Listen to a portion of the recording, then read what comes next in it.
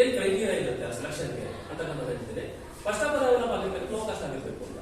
So ಇಲ್ಲಿ ನಾವು ತಯಾರು ಮಾಡಿರ್ತಕ್ಕಂಥ ಪ್ರತಿಯೊಂದು ಏನೇನು ನೋಡ್ಬೋದು, ಬಹಳ ಸಿಂಪಲ್ ಆಗಿದೆ, ಬಟ್ ಕಾನ್ಸೆಪ್ಟ್ ಮಾತ್ರ ಪಕ್ಕ ಎಕ್ಸ್ಪ್ಲೈನ್ ಮಾಡ್ತಾರೆ. ಸೊ ಹಾಗಾಗಿ ಲೋ ಕಾಸ್ಟ್ ಆಗಿರ್ಬೇಕು, ಎಫೆಕ್ಟಿವ್ ಆಗಿ ಕ್ಲಾಸ್ ರೂಮ್ ಅಲ್ಲಿ ಯೂಸ್ ಆಗಬೇಕು, ಟೀಚರ್ ಯೂಸ್ ಮಾಡಬೇಕು, ಮಗು ಬಳಸಬೇಕು. ಮತ್ತೆ ಇದನ್ನ ಕಡಿಮೆ ಅವಧಿಯಲ್ಲಿ ಪ್ರಿಪೇರ್ ಮಾಡ್ತಾರೆ, ತುಂಬಾ ಜಾಸ್ತಿ ಟೈಮ್ ಬೇಕಾಗಿಲ್ಲ ಪ್ರಿಪೇರ್ ಮಾಡ್ತಾರೆ. ಸೊ ಇದೆಲ್ಲ ನೋಡ್ತಾರೆ. ಸೊ ಇದರ ಆಧಾರದ ಮೇಲೆ ಮಾಡಿದ್ರು TLM ಸೆಲೆಕ್ಟ್ ಮಾಡ್ತಾರೆ. ಈಗ ನಮಗೆ TLM ಪ್ರೆಸೆಂಟ್ ಮಾಡ್ತೀನಿ. ಇದು ಸಿಂಪಲ್ TLM, ಏನೂ ಇಲ್ಲ. ಒಂದು ಬ್ಯಾಂಬೂ ಸ್ಕ್ವೇರ್ ತಗೊಂಡಿದ್ದೀನಿ, 2 ಬೀಡಿಂಗು, ಇನ್ನೊಂದು ಸಣ್ಣ ಬ್ಯಾಂಬೂ ಸ್ಕ್ವೇರ್ ಇದೆ, ಒಂದು ಎಲ್ ಶೇಪ್ ಬ್ರಾಕೆಟ್ ಮಾಡ್ಕೊಂಡಿದ್ದೀನಿ. PVC ಪೈಪ್ ಅನ್ನ ಕಟ್ ಮಾಡಿ ಫ್ಲಾಟ್ ಮಾಡಿ ಹೀಟ್ ಮಾಡಿ ಫ್ಲಾಟ್ ಮಾಡಿ ಆಕ್ಸಲ್ ಮೇಲೆ ಕಟ್ ಮಾಡ್ಕೊಂಡು ಇದನ್ನು ಫ್ರೇಮ್ ಮಾಡ್ಕೊಂಡಿದ್ದೀನಿ. ಈಗ ಏನಾಗಿದೆ ಅಂದ್ರೆ 2 ಬೀಡ್ಸ್ ಏನಾಗಿದೆ ಈ ಕೇಂದ್ರದಲ್ಲಿ, ಇದು ನಾನು ರೊಟೇಟ್ ಮಾಡ್ತೀನಿ. ರೊಟೇಟ್ ಮಾಡೋದು ಬೀಡ್ಸ್ ಏನಾಗುತ್ತೆ, ಸೊ ಮಕ್ಕಳು ಇದನ್ನ ಅಬ್ಸರ್ವ್ ಮಾಡಬೇಕು, ಜೊತೆ ಫೀಲ್ ಮಾಡಬೇಕು, ಅವ್ರಿಗೆ ಕೊಟ್ಟು ಅವ್ರ ಮೇಲೆ ಆಕ್ಟಿವಿಟಿನ ಮಾಡಿಸ್ಬೇಕು. ಸೊ ದೂರ ಹೋಗುತ್ತೆ, ದೂರ ಹೋದಾಗ ಏನಾಗುತ್ತೆ ಮಕ್ಕಳಿಗೆ ಒಂದು ಕ್ಯೂರಿಯಾಸಿಟಿ ಬರುತ್ತೆ, ಯಾಕೆ ದೂರ ಹೋಗುತ್ತೆ ಅವ್ರಿಗೆ ಕ್ಯೂರಿಯಾಸಿಟಿ ಬರ್ಬೇಕು. ಮಕ್ಕಳಿಗೆ ಗೊತ್ತಿಲ್ಲ, ನೀವು ಹೇಳ್ತಾ ಇದ್ರೆ ನಾನು ಹೇಳ್ತೀನಿ ಸೆಂಟ್ರಿಫ್ಯೂಗಲ್ ಫೋರ್ಸ್ ಅಂತ, ಮಕ್ಕಳಿಗೆ ಗೊತ್ತಿಲ್ಲ. ಸೊ ಹಾಗಾಗಿ ಮಕ್ಕಳಿಗೆ ಏನಾಗಬೇಕು ಅಂದ್ರೆ ಒಂದು ಕ್ಯೂರಿಯಾಸಿಟಿ ಕ್ರಿಯೇಟ್ ಆಗಬೇಕು, ಅಬ್ಸರ್ವೇಷನ್ ಸ್ಕಿಲ್ಸ್ ಬರಬೇಕು. ಸೊ ಈಗ TLM ಅಂದ್ರೆ ಹಾಗೆ ಇರಬೇಕು. ಅವಾಗ ಏನಾಗುತ್ತೆ ಅಂದ್ರೆ ಕಾಂಕ್ರೀಟ್ ಐಡಿಯಾ ಅಂತಕ್ಕಂಥದ್ದು ತಲೆಯಲ್ಲಿ ಏನಾಗುತ್ತೆ ಸ್ಪಷ್ಟವಾಗಿ ಹೋಗಿ ಕೂತ್ಕೊಳ್ಳುತ್ತೆ. ಸೊ ಸಣ್ಣ ಈಗ ಎಷ್ಟು ರೂಪಾಯಿ ಖರ್ಚು ಮಾಡಿರ್ಬೋದು ಅಂದಾಜು ಗೆಸ್ ಮಾಡ್ತೀರಾ? 2 ರೂಪಾಯಿ ಖರ್ಚಾಗಿದೆ ಸರ್. 1 ರೂಪಾಯಿ ಇದಕ್ಕೆ ಬ್ಯಾಂಬೂ ಸ್ಕ್ವೇರ್ಗೆ, ಇನ್ನು ಉಳಿದೆಲ್ಲ ಸೇರಿಸ್ಕೊಂಡ್ರೆ 1 ರೂಪಾಯಿ ಅಂತ ಲೆಕ್ಕ ಹಾಕಿದ್ರೆ 2 ರೂಪಾಯಿ. ಇದನ್ನ ಈ ಸೆಂಟ್ರಿಫ್ಯೂಗಲ್ ಫೋರ್ಸ್ ಅನ್ನೋ ಕಾನ್ಸೆಪ್ಟ್ ಕೊಡುತ್ತೆ. ನೋಡಿ ಏನಾಗುತ್ತೆ ಅಂದ್ರೆ ಕಾನ್ಸೆಪ್ಟ್ ಕೊಡುವಾಗ ಮಕ್ಕಳಿಗೆ ಆಕ್ಟಿವಿಟಿ ಮಾಡಿ ತೋರಿಸ್ತೀವಿ, ಯಾಕೆ ದೂರ ಹೋಗ್ತಾ ಇದೆ ಬಿಡ್ಸು, ಕೇಂದ್ರದಿಂದ ಯಾಕೆ ದೂರ ಹೋಗ್ತಾ ಇದೆ ಅಂತ ಪ್ರಶ್ನೆ ಮಾಡ್ತೀವಿ. ಸೊ ಇದರ ಬೇಸಿಸ್ ಮೇಲೆ ಯಾಕೆ ಅಂತ ಹೇಳಿದ್ರೆ ವೃತ್ತಿಯ ಚಲನೆಯಲ್ಲಿರ್ತಕ್ಕಂಥ ಯಾವುದೇ ಒಂದು ವಸ್ತು ಏನಾಗುತ್ತಂದ್ರೆ ಯಾವಾಗಲೂ ಕೇಂದ್ರದಿಂದ ದೂರಕ್ಕೆ ತಳ್ಳಲ್ಪಡುತ್ತದೆ, ಕೇಂದ್ರದಿಂದ ದೂರಕ್ಕೆ ತಳ್ಳಲ್ಪಡುತ್ತದೆ. ಈ ಬಲವನ್ನು ನಾವು ಕೇಂದ್ರ ತ್ಯಾಗಿ ಬಲ, ಕೇಂದ್ರವನ್ನು ಬಿಟ್ಟು ಕೇಂದ್ರವನ್ನು ತ್ಯಾಗ ಮಾಡಿ ದೂರ ಹೋಗುತ್ತೆ ತೋರಿಸೋದಕ್ಕೆ ಇದಕ್ಕಿಂತ ಸಿಂಪಲ್ TLM ಇರಬೇಕು ಅಂತ ಪ್ರಶ್ನೆ. ಬೇರೆ ಬೇರೆ ಒಂದು TLMs ನೋಡಿದ್ದೀನಿ, ಯೂಟ್ಯೂಬ್ ಅಲ್ಲಿ ನೋಡಿದ್ದೀನಿ, ಎಲ್ಲ ನೋಡಿದ್ದೀನಿ. ಏನಪ್ಪಾ ಅಂದ್ರೆ ಒಂದು ಇದರ ಪ್ಲೇಟ್ ಅಲ್ಲಿ ಏನ್ ಮಾಡ್ತಾರೆ, ಒಂದು ನೀರು ರೋಡ್ ಇಡ್ತಾರೆ, ದಾರ ಕಟ್ತಾರೆ, ಇಲ್ಲಿ ತಿರುಗಿಸ್ತಾರೆ. ಅದಕ್ಕಿಂತ ಬೆಟರ್ ಅಂತ ಅನ್ಸಲ್ವಾ ಅಂತ ಒಂದು ಪ್ರಶ್ನೆ. ಜೊತೆಗೆ ಇನ್ನೊಂದು ಕಲ್ಲು ಕಟ್ತಾರೆ, ದಾರಕ್ಕೆ ಇಲ್ಲಿ ತಿರುಗಿಸ್ತಾರೆ, ಅದಕ್ಕಿಂತ ಈಸಿ ಅಲ್ವಾ? ಆ ಕಲ್ಲು ಬೇಕಾದ್ರೆ ಮಿಸ್ ಆಯ್ತು, ಯಾಕಂದ್ರೆ ಬಿತ್ತು, ಇಲ್ಲೇನ್ ಪ್ರಾಬ್ಲಮ್ ಇದೆ. ಸೊ ಈ ರೀತಿ ಆಲೋಚನೆ ಮಾಡ್ತಾರೆ. ಅಂದ್ರೆ ಇದು ಎಷ್ಟರ ಮಟ್ಟಿಗೆ ಫೀಸಿಬಲ್ ಆಗಿದೆ, ಎಷ್ಟರ ಮಟ್ಟಿಗೆ ಇದನ್ನು ಕ್ಲಾಸ್ ರೂಮ್ ಬಳಕೆ ಮಾಡಬಹುದು, ಈಸಿಯಾಗಿ ಯೂಸ್ ಮಾಡಬಹುದಾ. ಸೊ ಈ ರೀತಿ ಆಲೋಚನೆ ಮಾಡ್ತಾರೆ. ಇದು ಸಿಂಪಲ್ TLM ಅಷ್ಟೇ, ಕೇಂದ್ರ ತ್ಯಾಗಿ ಬಲವನ್ನ ಮಕ್ಕಳಿಗೆ ಕಾನ್ಸೆಪ್ಟ್ ಕೊಡೋದು ಬಳಸ್ತಕ್ಕಂಥ ಸಿಂಪಲ್ TLM. ನೆಕ್ಸ್ಟ್ ಎರಡನೇ ತೋರಿಸ್ತೀನಿ ನೋಡಿ, ಇದು ಸಿಂಪಲ್ TLM. ಇದಕ್ಕೋಸ್ಕರ 2 ರೂಪಾಯಿ ಖರ್ಚಾಗಿರೋದು ಅಷ್ಟೇ. ಈ ಬೀಡ್ಸ್ ಎಲ್ಲ ವೇಸ್ಟ್ ಬೀಡ್ಸ್ ಅಲ್ಲ, ಅದ್ರ ಮಣಿ ಸಾಕಿತ್ತೋಗಿರುತ್ತಲ್ಲ ಅದನ್ನ ಬಳಸ್ಕೊಂಡಿರ್ತಕ್ಕಂಥದ್ದು. PVC ಪೀಸ್ ಮಾತ್ರ ಯೂಸ್ ಮಾಡಿರೋದು, ಜೊತೆಗೆ ಒಂದು ಬ್ಯಾಂಬೂ ಸ್ಕ್ವೇರ್.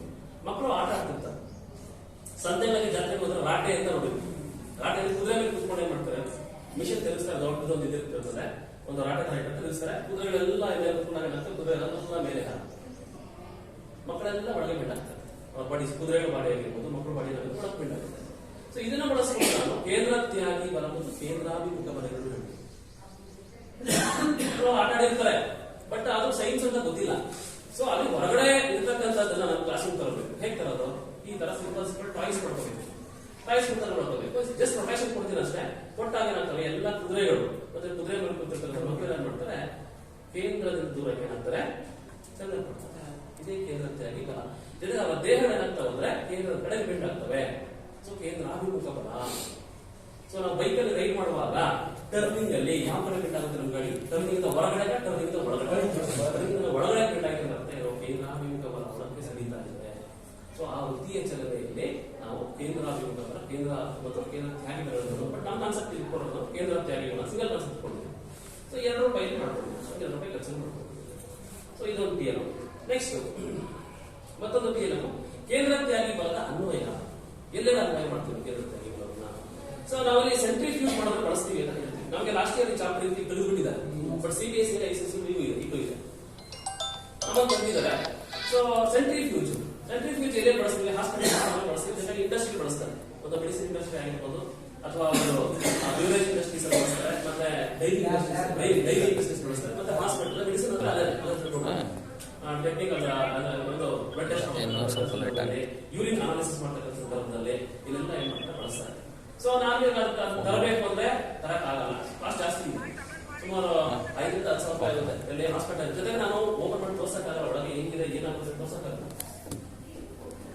ನಮಗೆ ಟೇಬಲ್ ಮೇಲೆ ಇಟ್ಕೊಂಡು ಮಾಡೋದು ಸಿಗುತ್ತೆ, ನನಗೆ 2,500 ಮಾರ್ಕೆಟ್ ಸಿಗುತ್ತೆ ಆನ್ಲೈನ್. ಇದು ನಾನು ಮಾಡೋದು 30 ರೂಪಾಯಿ. ಸಿಂಪಲ್ ಸೆಂಟ್ರಿಫ್ಯೂಜ್ ಇದು. ಸೊ ಇಲ್ಲಿ ಎರಡು ವಸ್ತುಗಳನ್ನು ತಗೊಂಡಿದ್ದೀನಿ, ಒಂದು ನೀರು, ಇನ್ನೊಂದು ಪಿಷ್ಟ. ಪಿಷ್ಟ ಇದ್ದಾಗ ಸೀಮೆಸ್ ಡಸ್ಟ್ ಹಾಕೋಬಹುದು. ಸೊ ಇಲ್ಲೇನಾಗುತ್ತೆ, ಒಂದು ನಿಲಂಬನ ಉಂಟಾಗುತ್ತೆ. ಕಲ್ಲಿನಲ್ಲೂ ಬೇಕಾದ್ರೆ ತಗೋಬಹುದು, ನಿಲಂಬನ ಉಂಟಾಗುತ್ತೆ. ನಿಲಂಬನ ಎಲ್ಲ ಗೊತ್ತಿದೆ, ಒಂದು ಮಾಧ್ಯಮ ಇರುತ್ತೆ, ಇನ್ನೊಂದು ಏನಪ್ಪ ಅಂದ್ರೆ ಪಾರ್ಟಿಕಲೇಟ್ ಮ್ಯಾಟರ್ ಇರುತ್ತೆ. ಸೊ ಎರಡು ಏನಪ್ಪ ಅಂದ್ರೆ ಮಿಕ್ಸ್ ಆದಾಗ ಅದನ್ನ ಬೇರ್ಪಡಿಸೋದು ಹೇಗೆ ಅಂದ್ರೆ ಜಸ್ಟ್ ಒಂದು 2 ರಿಂದ 3 ಪುಲ್ ಕೊಡ್ತೀನಿ ಅಷ್ಟೇ. ಇದಕ್ಕೆ ನೋಡಿ, ಇದು ಈಸಿಯಾಗಿ ತಿರ್ಗಕ್ಕೆ ಅಂತ ಬೇರಿಂಗ್ ಸೆಟ್ ಮಾಡ್ತೀವಿ. ಮೇಲೆ ಒಂದು ಬೇರಿಂಗ್ ಕೆಳಗೆ ಒಂದು ಬೇರಿಂಗ್ ಕೊಡ್ಬೋದು. ಇವರು ಹಾಸ್ಪಿಟಲ್ ತಗೊಳ್ಬೋದು, ಮಕ್ಕಳ ಗೌರ್ಮೆಂಟ್ ಹಾಸ್ಪಿಟಲ್ ಅಲ್ಲಿ ಇಸ್ಕೊಳ್ಬೋದು. ಸೊ ಏನ್ ಮಾಡ್ತೀನಿ, ಪುಷ್ ಕೊಡ್ತೀನಿ. ಪುಷ್ ಕೊಟ್ಟಾಗ ಏನಾಗುತ್ತೆ, ಒಂದು 2-3 ಪುಷ್ ಕೊಟ್ಟರೆ ಸಾಕು, ನಿಮಗೆ ಹೈ RPM ಬರುತ್ತೆ, ರೌಂಡ್ಸ್ ಪರ್ ಮಿನಿಟ್ ಬರುತ್ತೆ. ಬೇರೆ ಕೆಲಸ ಹೋಗೋದಿಲ್ಲ, ಇಲ್ಲ ಅಷ್ಟು ಬರ್ತಿಲ್ಲ. ನಂತರ ನೋಡೋದಕ್ಕೆ ಎಲ್ಲ ಪುಸ್ತಕ ಕಡೆ ಏನಾಗಿರುತ್ತೆ ನೋಡಿ, ಇಲ್ಲಿಗೆ ತರಲ್ಪಟ್ಟಿದೆ. ಟೆಸ್ಟ್ ಟ್ಯೂಬ್ ನ ತಳಕ್ಕೆ ತರಲ್ಪಟ್ಟಿದೆ, ಕೇಂದ್ರದಿಂದ ದೂರ ತಂದಿದೆ. ಈ ರೀತಿ ಏನ್ ಮಾಡ್ತಾರೆ, ಬ್ಲಡ್ ಇಂದ ಬ್ಲಡ್ ಕಾರ್ಪಸನ್ಸ್ ಆಗಿರ್ಬೋದು, ಅದರಲ್ಲಿರ್ತಕ್ಕಂಥ ಬ್ಯಾಕ್ಟೀರಿಯಾ ಸೆಪರೇಟ್ ಮಾಡ್ಬೇಕಾದ್ರೆ, ವೈರಸ್ ಅನ್ನು ಸೆಪರೇಟ್ ಮಾಡ್ಬೇಕಾದ್ರೆ, ಯೂರಿಯಲ್ ಇರತಕ್ಕಂಥ ಪಾರ್ಟಿಕಲೇಟ್ ಮ್ಯಾಟರ್ ಮತ್ತೆ ಈ ಒಂದು ಆರ್ಗಾನಿಸಮ್ ಸೆಪರೇಟ್ ಮಾಡ್ಬೇಕಾದ್ರೆ ಸೆಂಟ್ರಿಫ್ಯೂಜ್ ಅನ್ನು ಯೂಸ್ ಮಾಡ್ತೀವಿ ಅನ್ನೋದ. ಸೆಂಟ್ರಿಫ್ಯೂಜ್ ಅಶುದ್ಧೀಕರಣ ತರಬಹುದು ಅನ್ನೋದು ಒಂದು ಸಣ್ಣ ಕಾನ್ಸೆಪ್ಟ್. 30 ರೂಪಾಯಿ ಕೊಡ್ಬೋದು. ನೆಕ್ಸ್ಟ್ ಇನ್ನೊಂದು ಸೇಮ್ ಅದೇ ಸೆಂಟ್ರಿಫ್ಯೂಜ್ ಬೇಸ್ ಮೇಲೆ ಹೋಗ್ತಕ್ಕಂಥ ಮತ್ತೊಂದು ಸಾಧನ ಅದೇ ಮಾಡಿದ್ದೀವಿ, ನೀವು ನೋಡ್ಬೋದು. ಸೊ ಕೆಳಭಾಗದಲ್ಲಿ ಗ್ರೀನ್ ಕಲರ್ ಇದೆ, ಮೇಲ್ಭಾಗದಲ್ಲಿ ಲೈಟ್ ಕಲರ್ ಇದೆ. ಸೊ ಡಿಸ್ಟ್ರಿಬ್ಯೂಷನ್ ಆಗ್ತಾ ಇದೆ ನೋಡಿದ್ದೀವಿ. ಸೊ ಈ ನೀರು ವಿಜುವಲೈಸೇಷನ್ ಈಸಿ ಆಗಿ ಏನು ಮಾಡಿದ್ದೀವಿ, ಗ್ರೀನ್ ಕಲರ್ ಹಾಕಿದ್ದೀವಿ. ಮೇಲ್ಭಾಗ ಬರುತ್ತೆ ಎಣ್ಣೆ. ಸೊ ಸಾಂದ್ರತೆ ಬರುತ್ತೆ, ಕೆಮಿಸ್ಟ್ರಿ ಬರುತ್ತೆ. ಸೊ ಸಾಂದ್ರತೆ ಹೆಚ್ಚಾಗಿರೋದ್ರಿಂದ ನೀರು ಕೆಳಭಾಗದಲ್ಲಿದೆ, ಇದು ಮೇಲ್ಭಾಗದಲ್ಲಿದೆ. ಸೊ ಇದು ನೇಚರ್, ಇದು ನೇಚರ್. ನೈಸರ್ಗಿಕವಾಗಿ ಎರಡು ಇನ್ವಿಸಿಬಲ್ ಲಿಕ್ವಿಡ್ಸ್ ಮಿಕ್ಸ್ ಆದಾಗ ಕಂಡು ಬರುತ್ತೆ. ಇಲ್ಲ ತೆಗೆದಿಲ್ಲ ಅಂತ ಹೇಳಿದ್ರು ಇಲ್ಲಿ. ಬಟ್ ಸಾಂದ್ರತೆ ನಮ್ಗೆ ಎಲ್ಲೋ ಕೂಡ ಬೇಕಾಗ್ತದೆ ಸೈನ್ಸ್ ಅಲ್ಲಿ, ಎಲ್ಲವೂ ನಾವು ಕೆಮಿಸ್ಟ್ರಿ ಬಂದೇ ಬರ್ತದೆ. ಸೊ ಇದು ಏನಪ್ಪ, ಇದು ಸೆಂಟ್ರಿಫ್ಯೂಗಲ್ ಫೋರ್ಸ್ಗೆ ಅದಕ್ಕೆ ಅಟ್ಯಾಚ್ ಅಷ್ಟೇ ಇದು. ಇಲ್ಲಿ ನೋಡಿದಾಗ ನಮ್ಗೆ ಏನಾಗ್ತದೆ, ಗ್ರೀನ್ ಕಲರ್ ವಾಟರ್ ಕೆಳಭಾಗದಲ್ಲಿದೆ, ಆಯಿಲ್ ಮೇಲೆ ತೇಲ್ತಾ ಇದೆ. ಬಟ್ ಇದು ರೊಟೇಷನ್ ಕೊಟ್ಟಾಗ ಸೆಂಟ್ರಿಫ್ಯೂಗಲ್ ಫೋರ್ಸ್ಗೆ ಇದನ್ನ ಒಳಪಡಿಸಿದಾಗ ಏನಾಗ್ತದೆ ಎಲ್ಲ ಸ್ವಲ್ಪ ಅಬ್ಸರ್ವ್ ಮಾಡಿ. ವಾಟರ್ ಎಲ್ಲಿದೆ ಅಂತ ನೋಡ್ಕೊಳ್ಳಿ ಸರ್. ಎಲ್ಲಿದೆ sir water? Green colour water observe ಮಾಡಿ. ಗ್ರೀನ್ ಕಲರ್ ಮೇಲೆ ಹೋಗಿದೆ ನೋಡಿ, ಇಲ್ಲಿ 3 ಲೇಯರ್ ಇದೆ. ನೀಟ್ ಅಬ್ಸರ್ವ್ ಮಾಡಿ, 3 ಲೇಯರ್ ಇದೆ. ಮೇಲ್ಗಡೆ ಗ್ರೀನ್ ಕಲರ್, ಅದ್ರ ಕಡೆಗೆ ಆಯಿಲ್, ನೆಕ್ಸ್ಟ್ ಅದ್ರ ಕಡೆಗೆ ಏರ್. ಅಂದ್ರೆ ಸಾಂದ್ರತೆ ಹೆಚ್ಚಾಗಿರ್ತಕ್ಕಂಥ ದ್ರವ ಏನಾಗುತ್ತೆ ಅಂದ್ರೆ ಸಾಂದ್ರತೆ ಕಡಿಮೆ ಇರತಕ್ಕಂಥ ದ್ರವಕ್ಕಿಂತ ಬಹಳ ವೇಗವಾಗಿ ಕೇಂದ್ರದಿಂದ ದೂರ ಮಾಡುತ್ತೆ. ಇದರ ಇಂಡಸ್ಟ್ರೀಸ್ ಅಲ್ಲಿ ಏನ್ ಮಾಡ್ತಾರೆ ಅಂದ್ರೆ ಇನ್ವಿಸಿಬಲ್ ಲಿಕ್ವಿಡ್ಸ್ ಇರ್ತಾವಲ್ಲ, ಅಲ್ಲಿ ಇನ್ವಿಸಿಬಲ್ ಲಿಕ್ವಿಡ್ಸ್ ಅನ್ನ ಸಪರೇಟ್ ಮಾಡಕ್ಕೆ ಬ್ಯೂರೇಜ್ ಇಂಡಸ್ಟ್ರಿ ಆಗಿರ್ಬೋದು, ಮತ್ತೆ ಮೆಡಿಸಿನ್ಸ್ ತಯಾರು ಮಾಡ್ತಾರೆ, ಲಿಕ್ವಿಡ್ ಮೆಡಿಸಿನ್ ಸಿರಪ್ಗಳು, ಅದೆಲ್ಲ ಏನ್ ಮಾಡ್ತಾರೆ ಈ ಸೆಂಟ್ರಿಫ್ಯೂಗಲ್ ಫೋರ್ಸ್ ಅನ್ನು ಬಳಸಿಕೊಂಡು ಮಾಡ್ಕೊಂಡು ಏನ್ ಮಾಡ್ತಾರೆ ಅಂದ್ರೆ ಆ ಒಂದು ವಸ್ತುಗಳನ್ನು ತಯಾರು ಮಾಡ್ತಾರೆ. ಸೊ ಮತ್ತೆ ನಾನು ಪ್ರಯೋಗಾಲಯಗಳಿಗೆ ಬ್ಯೂರೇಜ್ ಇಂಡಸ್ಟ್ರಿ ಮಕ್ಕಳು ಕರ್ಕೊಳ್ಳೋ ಅವಶ್ಯಕತೆ ಇಲ್ಲ. ಅದೇ ತರ ಹಾಲಿಂದ ಕೆರೆ ಬೇರ್ಪಡಿಸ್ತಾರೆ ಡೈರಿಗಳಲ್ಲಿ, ದೊಡ್ಡ ಡೈರಿಗಳಲ್ಲಿ ಸೇಮ್ ಪ್ರಿನ್ಸಿಪಲ್ ಅನ್ನೇ ಅನ್ವಯ ಮಾಡ್ತಾರೆ. ಸೊ ನೆಕ್ಸ್ಟ್ ಇನ್ನೊಂದು ಬಹಳ ಇಂಟ್ರೆಸ್ಟಿಂಗ್ ಆಗಿದೆ, ಏನು ಅಂತ ಹೇಳಿದ್ರೆ ವಾಷಿಂಗ್ ಮಿಷಿನ್. ವಾಷಿಂಗ್ ಮಿಷಿನ್ ಮನೆಗೆ ತರಕಾಗಲ್ಲ, ಸಾರಿ ಸ್ಕೂಲ್ ತರಕಾಗಲ್ಲ, ಮನೆಗೆ ತರಬಹುದು. ಸ್ಕೂಲ್ ತರಕಾಗಲ್ಲ, ಕಾರಣ ಏನೋ ದೊಡ್ಡದಾಗಿರುತ್ತೆ. ಮತ್ತೆ ಎಲ್ಲಾ ಮಕ್ಕಳು ವಾಷಿಂಗ್ ಮಿಷಿನ್ ಇರೋಲ್ಲ, ಹೋಗಬೇಕು ವಾಷಿಂಗ್ ಮಿಷಿನ್ ನೋಡಿದ್ರೆ. ವಾಷಿಂಗ್ ಮಿಷಿನ್ ಅಂದ್ರೆ ಬಟ್ಟೆ ಹೋದ್ರೆ ಬಟ್ಟೆನ ಡ್ರೈ ಮಾಡ್ತೀವಿ, ನಾವು ಹಿಡ್ತೀವಿ, ಯಾಂತ್ರಿಕವಾಗಿ ಹಿಡ್ತೀವಿ. ಹೊರಗಡೆ ಕೈ ಹಿಡಿದು ಬರ್ತದೆ, ಯಾಂತ್ರಿಕವಾಗಿ ಹಿಡ್ತೀವಿ. ಸೊ ವಾಷಿಂಗ್ ಮಿಷಿನ್ ಒಳಗೆ ಇದೊಂದು ಡ್ರಮ್ ಇರುತ್ತೆ, ಕೋಲ್ಡ್ ಡ್ರಮ್ ಇರುತ್ತೆ. ಅದರ ಹೊರಭಾಗ ಇನ್ನೊಂದು ಡ್ರಮ್ ಇರುತ್ತೆ, ಅದನ್ನು ಬೈಕಲ್ಲಿ ಕನೆಕ್ಟ್ ಮಾಡಿ ಹೊರಬಿಟ್ಟಿರ್ತಾರೆ. ಸೊ ಅಲ್ಲಿ ವೆಟ್ ಕ್ಲಾತ್ ಅನ್ನ ಡ್ರಮ್ ಹಾಕ್ತೀವಿ. ಡ್ರಮ್ ಹಾಕ್ಬಿಟ್ಟು ಏನ್ ಮಾಡ್ತೀವಿ, ಸ್ವಿಚ್ ಅನ್ನ ಹಾಕ್ತೀವಿ. ಸ್ವಿಚ್ ಅನ್ನ ಹಾಕಿದಾಗ ಏನಾಗುತ್ತೆ, ಮೋಟರ್ ಏನ್ ಮಾಡುತ್ತೆ, ಈ ಡ್ರಮ್ ಅನ್ನ ಜೋರಾಗಿ ರೊಟೇಷನ್ ಮಾಡಿಸ್ಬೇಕು. ರೊಟೇಷನ್ ಮಾಡಿಸಿ ನೀರಿನ ಕಣಗಳೆಲ್ಲ ಕೇಂದ್ರವಾಗಿ ಬಲದ ಕಾರಣದಿಂದ ಏನಾಗ್ತದೆ, ರಂಧ್ರದಿಂದ ತುಂಬಿಕೊಂಡು ಆಚೆ ಬರ್ತವೆ. ಬಟ್ಟೆ ಏನಾಗುತ್ತೆ, ನೀರಿನ ಕಣಕ್ಕೆ ಮುಕ್ತ ಆಗುತ್ತೆ, ಫಾಸ್ಟ್ ಆಗಿ ಡ್ರೈ ಆಗುತ್ತೆ. ಈ ಕಾನ್ಸೆಪ್ಟ್ ಅನ್ನ ಬರೀ 30 ರೂಪಾಯಿಲಿ ಕ್ಲಾಸ್ ರೂಮ್ ಅಲ್ಲಿ ನಾನು ತೋರಿಸ್ಬೋದು. ಸೊ ಅದಕ್ಕೆ ಸೆಟಪ್ ಮಾಡಿದ್ರೆ ಇವಾಗ ಜೋರಾಗಿ ಹ್ಯಾಂಡ್ ಪುಷ್ ಕೊಡ್ತೇನೆ. ನೀರು ನನಗೆ ಏನಾಗುತ್ತೆ ಗಮನಿಸ್ಕೊಳ್ಳಿ. ಏನಾಗ್ತಿದೆ ನನಗೆ ಯಾಕೆ ಆಚೆ ಬಂತು, ಬಿಕಾಸ್ ಕೇಂದ್ರತೆಯಾಗಿ ಕೊಡೋದಲ್ಲ. ಎಷ್ಟು ನಾವು ಐಡಿಯಾ ಮಾಡಬೇಕು, ಯೋಚನೆ ಮಾಡಬೇಕು. ಒಂದು ಕಲಿಕಾಂಶಕ್ಕೆ ಸಂಬಂಧಪಟ್ಟಂತೆ ನಾನು ಹೇಗೆ ಮಾಡ್ಕೋಬೇಕು ಅಂತ ನಾವು ತಲೆ ಉಪಯೋಗಿಸಿ ಮಾಡಿದ್ರೆ ಅದರ ಪ್ರೊಟೆಕ್ಷನ್ ಮಾಡೋ ಸಾಧ್ಯ ಇದೆ ಈಸಿಯಾಗಿ. ಸೊ ಕರೆಂಟ್ ಬೇಕಾಗಿಲ್ಲ, ಮೋಟರ್ ಬೇಕಾಗಿಲ್ಲ ಅಲ್ವಾ, ವಾಷಿಂಗ್ ಮಿಷಿನ್ ಬೇಕಾಗಿಲ್ಲ. ವಾಷಿಂಗ್ ಮಿಷಿನ್ ಕಾನ್ಸೆಪ್ಟ್ ಅನ್ನ ಕ್ಲಾಸ್ ನೋಡ್ಕೊಡ್ಬೋದು ಹೇಗೆ ಮತ್ತೆ ಮಕ್ಕಳ ಮಾಡಿಸೋದು ಎಷ್ಟು ಖುಷಿ ಮಾಡ್ತಾರೆ. ಆಮೇಲೆ ನಾಳೆ ಯಾವಾಗ ನಾವು ವಾಷಿಂಗ್ ಮಿಷಿನ್ ತಗೊಂಡ್ರೆ ಅಥವಾ ಎಲ್ಲ ನೋಡಿದ್ರೆ ಅವ್ರು ನೆನೆಸ್ಕೊತಾರೆ, ಓ ಇದು ಡ್ರಮ್ ಏನ್ ಮಾಡ್ತಾ ಇದೆ ಅಂದ್ರೆ ಆ ಬಟ್ಟೆ ನೀರು ಸೆಂಟ್ರಿಫ್ಯೂಗಲ್ ಫೋರ್ಸ್ ಮೇಲೆ ಕೆಲಸ ಮಾಡ್ತಾ ಇದೆ ಅಂತ. ಸೊ ಹಾಗಾಗಿ ರಿಯಲ್ ಲೈಫ್ ಕಾನ್ಸೆಪ್ಟ್ಸ್ ಅನ್ನು ನಾವು ಕ್ಲಾಸ್ ಈ ರೀತಿ ಕೊಡ್ಬೋದು ಅಂತ ಒಂದು ಕೇಳನ್ನ ಮಾಡ್ಕೊಂಡಿದ್ದೇನೆ. ಸೊ ಇನ್ನೊಂದು ಇದು ಅದಕ್ಕಿಂತ ಇಂಟ್ರೆಸ್ಟಿಂಗ್ ಆಗಿದೆ, ಏನಂತ ಹೇಳಿದ್ರೆ ಇದು ಸ್ವಲ್ಪ ಮೋಟರ್ ಯೂಸ್ ಮಾಡಿದ್ದೀನಿ. ಯಾಕಂದ್ರೆ ಸ್ವಲ್ಪ ಸ್ಪೀಡ್ ಜಾಸ್ತಿ ಬೇಕು, ಅದಕ್ಕೋಸ್ಕರ ಒಂದು ಸ್ವಿಚ್ ಒಳಗೆ ಒಂದು ರೀಸನ್ ಬ್ಯಾಟ್ರಿ ಹಾಕೊಂಡಿದ್ದು ಅಷ್ಟೇ. ಎಲ್ಲ ಸೇರಿಸಿ ಒಂದು 60 ರೂಪಾಯಿ ಖರ್ಚಾಗಿದೆ ಅಷ್ಟೇ. ನೋಡಿ ಏನಾಗುತ್ತೆ ಇಲ್ಲಿ ಅಂದ್ರೆ, ಒಂದು ವಸ್ತು ತಗೋತೀವಿ, ವಸ್ತು ತೆಗೆದುಕೊಂಡು ಮಧ್ಯದಲ್ಲಿ ಇಡ್ತೀವಿ, ಮಧ್ಯದಲ್ಲಿ ಬಿಟ್ಟು ಏನ್ ಮಾಡ್ತೀವಿ, ರೊಟೇಷನ್ ಅನ್ಕೊಳ್ತೀವಿ. ರೊಟೇಷನ್ ಕೊಟ್ಟಾಗ ಏನಾಗ್ತದೆ, ಇದು ಜೋರ ಸ್ಪಿನ್ ಆಗುತ್ತೆ. ಸ್ಪಿನ್ ಆದಾಗ ಈ ಮಧ್ಯದಲ್ಲಿ ವಸ್ತು ಕೇಂದ್ರವನ್ನು ಬಿಟ್ಟು ದೂರ ಹೋಗುತ್ತೆ. ಕೇಂದ್ರದಲ್ಲಿ ಬಲದ ದೂರ ಹೋಗುತ್ತೆ. ರೊಟೇಷನ್ ಕೊಡ್ತಾ ಇದೆ, ಕೇಂದ್ರ ದೂರ ಹೋಯ್ತು. ಈ ತರ ಬೆಂಡ್ ಮಾಡ್ತಾ ನೋಡಿ, ಬೀಳ್ತಾ ಇದೆಯಾ, ಕೆಳಗೆ ಬೀಳ್ತಾ ಇದೆಯಾ, ಬೀಳ್ತಾ. ಸೊ ಕಾರಣ ಏನಂದ್ರೆ ಕೇಂದ್ರತ್ಯಾಗಿ ಬಲ ಆ ವಸ್ತುವನ್ನ ಏನು ತಟ್ಟೆ ತಗೊಂಡಿಲ್ಲ, ತಟ್ಟೆಯ ಅಂಚಿಗೆ ತಳ್ಳಿ ಹಿಡ್ಕೊಂಡು, ಹಾಗಾಗಿ ಕೆಳಗೆ ಬೀಳ್ತಾ ಇದೆ. ಕೇಂದ್ರತ್ಯಾಗಿ ಬಲ ಎಷ್ಟು ಖುಷಿ ಆಗುತ್ತೆ ಮಕ್ಕಳು. ಜೊತೆಗೆ ಸ್ಟಾಪ್ ಮಾಡಿದ್ರೆ ಮತ್ತೆ ಅಲ್ಲೇ ಇರ್ತದೆ, ಎಚ್ಚರ ಇರ್ತದೆ. ಮಾಮೂಲಿ ಮಾಡಿದ್ರೆ ಬಿಟ್ಬಿಡ್ತದೆ, ಗೊತ್ತಿರುತ್ತೆ. ಸ್ಟಾಪ್ ಆದ್ಮೇಲೆ ಯಾವುದೇ ವಸ್ತು ಗ್ರಾವಿಟಿ ಅಟ್ರಾಕ್ಟ್ ಮಾಡ್ತಾ ಬಿಟ್ಬಿಡುತ್ತೆ. ಸೊ ಇದ್ರ ಮೇಲೆ ಮಕ್ಕಳ ಕೆಲವು ಪ್ರೀವಿಯಸ್ ಕ್ವಶನ್ಸ್ ನಾವು ಕ್ರಿಯೇಟ್ ಮಾಡ್ಬೋದು. ಭೂಮಿ ಮತ್ತು ಅನೇಕ ಗ್ರಹಗಳು ಸುತ್ತಾ ಇದಾವಲ್ಲ, ಯಾಕೆ ಬಿಡ್ತಾ ಇಲ್ಲ? ಭೂಮಿ ಸುತ್ತಾ ಇದೆ, ಸುತ್ತ ಅನೇಕ ಗ್ರಹಗಳು ಸುತ್ತಾ ಇದೆ, ಚಂದ್ರ ಏನಾಗ್ತಾ ಇದೆ, ಭೂಮಿ ಸುತ್ತಾ ಇದೆ, ಆಮೇಲೆ ಕೆಳಗೆ ಹೋಗ್ತಾ ಇಲ್ಲ. ಅಥವಾ ಅದು ತಮ್ಮ ಪಥವನ್ನ ಬಿಟ್ಟು ಯಾಕೆ ಹೊರಡ ಹೋಗ್ತಾ ಇಲ್ಲ? ಅಥವಾ ತಮ್ಮ ಪಥವನ್ನ ಬಿಟ್ಟು ಬಂದು ಸೂರ್ಯನಿಗೆ ಯಾಕೆ ಅವ್ರು ಡಿಕ್ಕೊಡಿತಾ ಇಲ್ಲ? ನೋಡಿ, ಎಷ್ಟು ಕ್ವಶನ್ಸ್ ಕ್ರಿಯೇಟ್ ಮಾಡ್ಬೋದು. ಸೊ ಈ ತರ ಏನಾಗ್ತದೆ, ಮಕ್ಕಳ ಕ್ಯೂರಿಯಾಸಿಟಿ ಕ್ರಿಯೇಟ್ ಮಾಡ್ಬೋದು ನಾವು ಏನ ಮಾಡ್ತಾರೆ. ಸೊ ಹಾಗಾಗಿ ಇಂತಹ ಒಂದು ಟಿಎಲ್ ಏನಾಗ್ತವೆ, ರಾಷ್ಟ್ರ ಮಟ್ಟದಲ್ಲಿ ಕ್ಲಿಕ್ ಆಗ್ತವೆ, ಸೆಲೆಕ್ಟ್ ಆಗ್ತವೆ. ಒಂದು ಸಣ್ಣದಿದೆ, ಚೆನ್ನಾಗಿದೆ, ಲಾಸ್ಟ್ ಫೈನಲ್. ಸೊ ನೋಡಿ, ಇದು ಮಕ್ಕಳಿಗೆ ನಾವು ಕೇಳ್ತೀವಿ, ಏನಪ್ಪಾ ಭೂಮಿ ಯಾವ ಆಕಾರದಲ್ಲಿದೆ ಅಂತ ಕೇಳ್ತೀವಿ. ಮಕ್ಕಳಿಗೆ ಏನೋ ಆನ್ಸರ್ ಮಾಡ್ಬೋದು ಸರ್? ದುಂಡವಾಗಿದೆ. ಅಲ್ಲಿ ಒಂದು ಸುಮಾರು 2,000 ಮಕ್ಕಳು ಬಂದಿದ್ರು ಎಕ್ಸಿಬಿಷನ್ಗೆ. ಸಾಕಷ್ಟು ಮಕ್ಕಳಿದ್ದು ಸರ್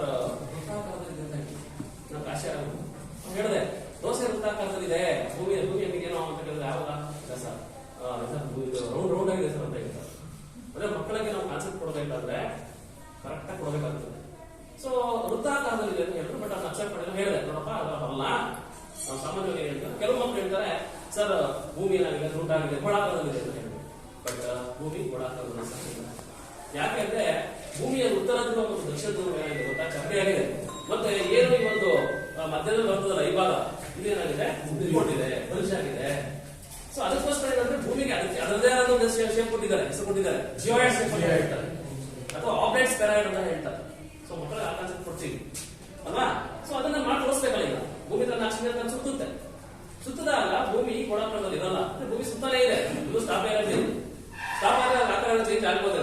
ಸ್ಟಾಪ್ ಆಗಲ್ಲ, ತನ್ನ ಅಕ್ಷರ ಸುತ್ತಾನೆ ಇರ್ತದೆ. ಸುತ್ತಾನೆ ಇದ್ದಾಗ ಏನಾಗುತ್ತೆ, ಜಿಯೋ ಶೇಪ್ ಪಡ್ಕೊಂಡಿದೆ, ಸುತ್ತ ಇರೋ ಕಾರಣದಿಂದ ಜಿಯೋ ಶೇಪ್ ಪಡ್ಕೊಂಡಿದ್ದೀರ. ಅದನ್ನ ಸಿಂಪಲ್ ತೋರಿಸ್ಬೋದು. ಕೊಡಲ್ಲ, ಶೇಪ್ ಏನಾಗ್ತಾ ಇದೆ, ಈಗ ತನ್ನ ಅಕ್ಷರದ ಮೇಲೆ ತಾನು ಭೂಮಿ ಸುತ್ತುವಾಗ ಈ ತರ ಏನಾಗುತ್ತೆ, ಬೇರೆ ಫ್ಲಾಟ್ ಆಗುತ್ತೆ, ಮತ್ತೆ ಮಧ್ಯದಲ್ಲಿ ಏನಾಗುತ್ತೆ, ಬಲ್ಜ್ ಆಗುತ್ತೆ. ಸೊ ಅದನ್ನ ಜಿಯೋ ಶೇಪ್ ಅಂತ ಒಂದು ಕಾನ್ಸೆಪ್ಟ್ ಅನ್ನ ಕೊಡ್ಬೋದು. ಸೊ ಈ ತರ ಇಷ್ಟು ಕಾನ್ಸೆಪ್ಟ್ ಗಳನ್ನ ಕೊಟ್ಟಿದ್ದೇವೆ. ಮತ್ತೆ ಇದೆಲ್ಲ ಟೋಟಲ್ ಸೇರಿಸ್ಕೊಂಡು ಎಕ್ಸ್ಪೆನ್ಸ್ ಅಂತ ಒಂದು 100 ರೂಪೀಸ್ ಒಂದು 120 ರೂಪೀಸ್ ಆಗಿರ್ಬೋದು ಅಷ್ಟೇ. ಮತ್ತೆ ಅದಕ್ಕೆ ನಮ್ಮ ಬ್ಯಾನರ್ ಹಾಕಿದ್ರೆ ಬ್ಯಾಕ್ ಸೈಡ್ ಅವ್ರು ಕ್ಯೂರಿಯಸ್ ಕೇಳಿದ್ರು, ಇದಕ್ಕೆ ಎಷ್ಟು ಖರ್ಚು ಮಾಡಿದ್ರು? 100 ರೂಪೀಸ್ ಆಗುತ್ತೆ. ಬ್ಯಾನರ್ ಎಷ್ಟು ಹಾಕಿದ್ರು? 305 ರೂಪಾಯಿ ಖರ್ಚು. ಸೊ ಹಾಗಾಗಿ ನಾವು ಲೋ ಕಾಸ್ಟ್, ಸಾಧ್ಯವಾದಷ್ಟು ಲೋ ಕಾಸ್ಟ್ ಅಲ್ಲಿ, ಮತ್ತೆ ಅವ್ರಿಗೆ ಮಕ್ಕಳಿಗೆ ಕಾನ್ಸೆಪ್ಟ್ ಕ್ಲಿಯರ್ ಆಗಿ ಕೊಡಬೇಕು ಅಂತ ಒಂದು ಥಿಯರಿ ಪ್ರಿಪೇರ್ ಮಾಡ್ತಾರೆ. ಫಿಸಿಕ್ಸ್ ಆಗಲಿ, ಕೆಮಿಸ್ಟ್ರಿ ಆಗಲಿ, ಬಯಾಲಜಿ ಆಗಲಿ ಸ್ವಲ್ಪ ಏನಂದ್ರೆ ನಮ್ಮ ತಲೆ ಸ್ವಲ್ಪ ಕೆಲಸ ಕೊಡಬೇಕಷ್ಟೇ. ಆಲೋಚನೆ ಮಾಡಬೇಕು, ಆಲೋಚನೆ ಮಾಡಿದ್ದಾದ್ಮೇಲೆ ಆಕ್ಷನ್ ಇರಬೇಕು. ಅವಾಗ ನಾವು ಈ ತರ ಥಿಯರಿ ಕೊಡ್ತಾರೆ. ಹೆಚ್ಚಿನ ಬಳಕೆ ಬರ್ತವೆ, ಮಕ್ಕಳು ಬಳಸ್ಬೋದು, ಟೀಚರ್ ಬಳಸ್ಬೋದು. ಇತ್ತು ಆಯ್ತು, ಹರಿದ ಇಲ್ಲ, ತಲೆ ಕೆಡಿಸ್ಕೊಳ್ಳಾಗಿಲ್ಲ, ಕೆಜಿ ಕಾರ್ಡ್ ಪ್ರೊಡ್ಯೂಸ್ ಮಾಡ್ತೀವಿ ಅಷ್ಟೇ. ಅರ್ಧ ಪೀಸ್ ಹಾಕೊಳ್ಳಿ ಅಷ್ಟೇ, ಕಟ್ಟಿಂಗ್ ಕೊಟ್ಟಿಲ್ಲ, ಬೇರೆ ಪೀಸ್ ಅಟ್ಯಾಚ್ ಮಾಡ್ತಾರೆ. ಸೊ ಹಾಳಾಗುತ್ತೆ ಅನ್ನೋ ಭಯ ಇಲ್ಲ. ಮತ್ತೆ ಪ್ರಿಸರ್ವ್ ಮಾಡ್ತೀನಿ ನಾನು ಲ್ಯಾಬಲ್ಲಿ ಅಂತ ಹೇಳಿದ್ರೆ ಸಾಕಷ್ಟು ವರ್ಷಗಳು ಪ್ರಿಸರ್ವ್ ಮಾಡ್ಬೋದು.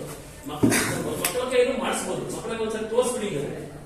ಏನಿಲ್ಲ, ಬ್ಯಾಂಬೂಸ್ ಕೀವರ್ ಅವ್ರ ಹತ್ರ ನಮ್ಗೆ ಇಪ್ಪೆಣ್ಣೆ ಕಟ್ಟಿ ಸಿಗುತ್ತೆ, ಬ್ಯಾಂಬೂಸ್ ಕೀವರ್ ಸಿಗಲ್ಲ. ಇಪ್ಪೆಣ್ಣೆ ಕಟ್ಟಿ ನೀಟಾಗಿ ಮೇಲ್ಭಾಗವನ್ನ ಎಡ್ಜಿಗಳನ್ನ ನೀಟಾಗಿ ಇಟ್ಕೊಂಡ್ಬಿಟ್ರೆ ಇಪ್ಪೆಣ್ಣೆ ಕಟ್ಟಿ, ಮತ್ತೆ ಸ್ಟ್ರಾ ಸಿಗುತ್ತೆ, ಕೆಜಿ ಕಬ್ಬಣ ಸಿಗುತ್ತೆ. ಇದಕ್ಕೆ ಬೇರೆ ಏನಾದ್ರು ಬಳಸಬಹುದು. ಇದು ಕೆಜಿ PVC ಶೀಟ್ ಬಳಸಿದ್ವಿ ಈಗಾಗಲೇ ಅಂತ PVC ಶೀಟ್ ಬಳಸೋ ಅವಶ್ಯಕತೆ ಇಲ್ಲ, ರಟ್ಟೆ ಬಳಸಬಹುದಾದ್ರೆ. ಸೊ ಹಾಗಾಗಿ ಸಣ್ಣ ಸಣ್ಣ ಇದರ ಥಿಯರಿಗಳನ್ನು ಮಾಡಿ ಪ್ರೆಸೆಂಟ್ ಮಾಡಿದ್ರೆ ಒಂದು ಕಾನ್ಸೆಪ್ಟ್ ಕ್ಲಾರಿಟಿ ಅಂತಕ್ಕಂಥದ್ದು ಮಕ್ಕಳು ಚೆನ್ನಾಗಿ ಬರುತ್ತೆ. ಸೊ ಹಾಗಾಗಿ ಈ ತರ ಒಂದು ಥಿಯರಿ ಪ್ರೆಸೆಂಟ್ ಮಾಡಿದ್ರೆ ಅದಕ್ಕೆ ನಾವು ಒಂದು ಅಲ್ಲಿ ಏನು ಸಿಗ್ಬೇಕು ಅದು ಸಿಗ್ತದೆ. So thank you for my presentation.